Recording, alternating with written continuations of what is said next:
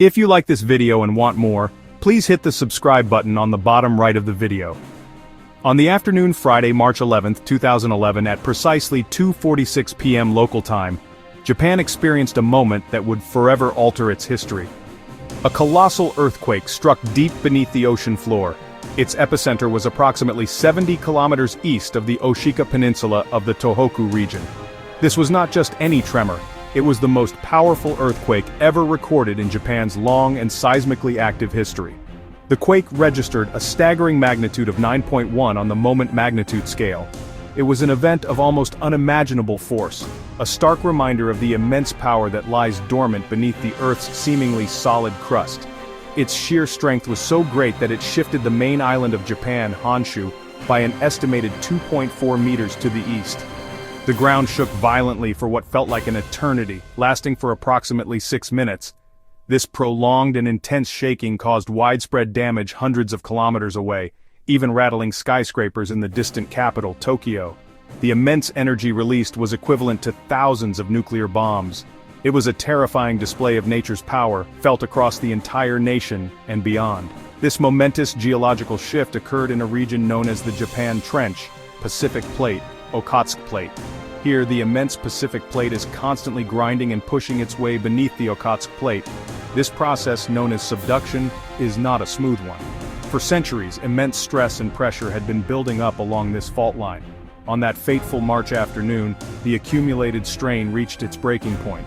The fault ruptured along a stretch of approximately 500 kilometers, causing a sudden and violent upward thrust of the seabed.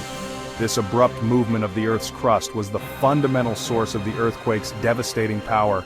The earthquake was so powerful that its effects were detected globally. The 2011 Tohoku earthquake was not merely a local event for Japan, it was a planetary event, a profound demonstration of the dynamic and sometimes violent nature of the world we inhabit.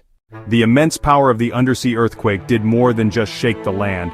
The sudden and violent upward movement of the seafloor rose by several meters in an instant, displacing a colossal volume of ocean water above it. Imagine dropping a gigantic stone into a perfectly still pond. The effect was similar but on an oceanic scale. This massive displacement of water created a series of powerful waves.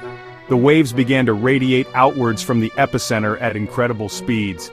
In the deep ocean, these tsunami waves can travel as fast as a commercial jetliner, often going unnoticed as they pass beneath ships, their energy hidden beneath the surface. As these fast-moving waves traveled from the deep ocean toward Japan's coastline, a dramatic transformation occurred. The energy once spread through a deep column of water became compressed into a much shallower one. This compression caused the waves to slow down significantly, but also to grow to terrifying heights. What was a barely perceptible swell in the deep sea became a monstrous wall of water approaching the shore. This process is the fundamental mechanism of a tsunami, turning offshore earthquake energy into a destructive force inundating land. The earthquake itself provided a natural warning. The Japan Meteorological Agency issued its first tsunami warning just 3 minutes after the quake began, predicting waves of several meters. However, the true scale of the incoming tsunami was tragically underestimated. In some areas along the Tohoku coast, waves exceeded 40 meters in some locations. Those waves were higher than many protective seawalls. The sheer volume and force of the water overwhelmed defenses, turning prediction into catastrophe. The tsunami was not a single wave but a series of them, arriving over several hours. The first waves crashed ashore in as little as 10 minutes in areas closest to the epicenter. The water surged inland, traveling up to 10 kilometers in flat coastal plains like Sendai. The immediate impact of the earthquake and the subsequent tsunami was catastrophic and swift. As the towering black waves slammed into the coastline of northeastern Japan, entire towns were erased from the map in a matter of minutes. Iwate, Miyagi, Fukushima. The powerful surge of water and debris obliterated homes, schools, businesses, leaving behind a vast, desolate landscape of mud and rubble. Infrastructure was completely crippled. Roads, bridges, railways, ports were destroyed, cutting off affected areas from the outside world and severely hampering the initial rescue efforts that were desperately needed. The human cost of the disaster was staggering and heartbreaking. As of 2021, the official figures confirmed that 19,759 people had lost their lives. with another 2,553 people remaining missing and presumed dead. The overwhelming majority of these fatalities were caused by drowning in the tsunami. The waves were so fast and so powerful that many people, particularly the elderly, had no time to escape to higher ground. The scenes were apocalyptic. Ships were washed far inland, resting atop buildings, and cars were scattered like toys. The scale of the loss was immense, forever scarring the communities and families that were torn apart on that tragic day. In the immediate aftermath of the disaster, if you like this video and want more, please hit the subscribe button on the bottom right of the video. The response from within Japan was swift and remarkable. The Japanese government immediately mobilized the self-defense forces, deploying over 100,000 personnel for search and rescue operations. These brave men and women worked tirelessly, searching through endless fields of debris for survivors. Firefighters, police officers, medical teams rushed to Tohoku. The Japanese people themselves showed incredible resilience, order, and community spirit. In shelters, resources were shared, and survivors helped one another with a calm dignity that was widely admired around the world. The scale of the disaster was so immense that international assistance was vital. Japan, usually an aid provider, now needed help. The response from the global community was immediate and generous. More than 160 countries and regions offered assistance. Dozens of international organizations offered help. That help included financial donations, specialized search and rescue teams, medical personnel, and experts in disaster management. The United States military launched Operation Tomodachi, involving around 24,000 service members, 189 aircraft, and 24 naval ships. This global outpouring provided not only practical assistance but also a powerful moral boost. Teams from Australia, the United Kingdom, China, and South Korea worked alongside their Japanese counterparts. Aid organizations like the Red Cross provided shelter, food, water, and medical care to hundreds of thousands displaced. In the years since 2011, Japan has embarked on one of the most extensive and expensive rebuilding efforts in modern history.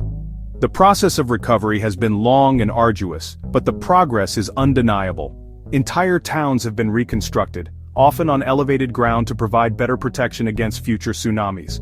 Thousands of kilometers of new, higher seawalls have been built along the coast. Roads have been restored and improved with more resilient designs. Railways have been restored and improved with more resilient designs. Ports have been restored and improved with more resilient designs. The Japanese government has invested hundreds of billions of dollars into the reconstruction of the Tohoku region, aiming not just to rebuild but to create safer, more sustainable communities for the future. The disaster served as a powerful and tragic lesson, prompting a profound re-evaluation of Japan's world-class disaster preparedness systems. One key lesson was that even the most well-prepared nation can be overwhelmed by an event that exceeds all historical precedents. Japan has significantly updated its tsunami warning systems. Japan has improved evacuation protocols. Japan has intensified public education on disaster risks. The nuclear accident at Fukushima led to a complete overhaul of nuclear safety regulations in Japan. It also sparked a global conversation about the risks and future of nuclear energy.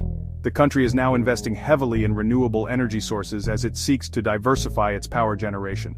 The 2011 Tohoku disaster remains a vital and enduring reminder of our planet's power and our own vulnerability. It highlights the critical importance of continuous investment in scientific research. It highlights the critical importance of continuous investment in early warning systems. It highlights the critical importance of continuous investment in robust infrastructure. It also underscores the need for clear communication and public education, ensuring that people understand the risks they face and know how to respond when a disaster strikes. Remembering this event is not just about honoring the memory of those who were lost. It is about learning from the past to protect future generations from similar tragedies.